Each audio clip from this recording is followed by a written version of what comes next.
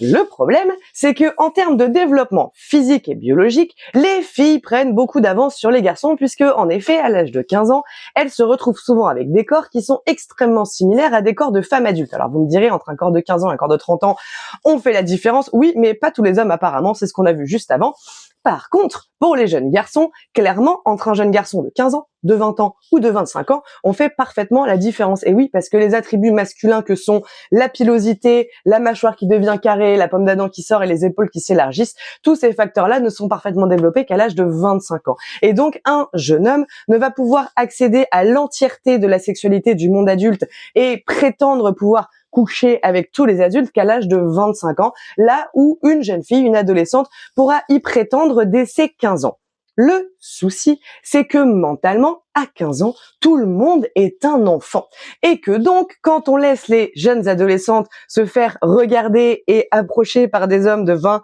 25, voire 35 ou 40 ans, eh bien le souci, c'est que ces hommes-là vont jouer sur la notion de maturité en s'adressant à ces jeunes personnes qui sont, je le rappelle, des enfants, comme si c'était des adultes, en les valorisant, souvent en leur faisant miroiter une relation intime d'adulte à adulte, voire une relation de couple, alors que tout ce qu'ils veulent, c'est coucher avec elles et que à aucun moment ils ne les ont considérées comme des égales. Le souci, c'est que dans le cerveau d'une jeune femme,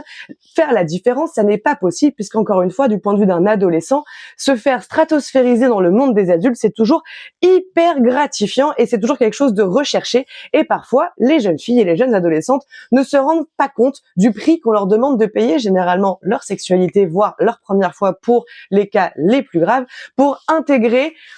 par la grande porte ce monde des adultes et c'est bien dommage. Et par ailleurs, du point de vue des adolescents, il y a évidemment un sentiment d'injustice très grand puisque à l'âge de 15, 16 ou 17 ans où on a envie de rentrer dans le grand monde des adultes par la grande porte des hommes, à savoir la sexualité, les filles de notre âge, elles sont déjà draguées par des mecs beaucoup plus vieux que nous avec lesquels on ne peut pas concurrencer une seule seconde et donc forcément il y a une forme de jalousie qui se met en place et je pense qu'il se matérialise par une forme de revanche à l'âge adulte. Par exemple, pour citer Orelsan que j'adore, dans une de ses chansons dans son dernier album, dans Le Pacte, il nous dit « T'as voulu l'alcool gratuit, voulu être mignon, l'ancien loser en toi t'en voudra si tu dis non ». Eh bien ça, c'est exactement ce que je viens de décrire.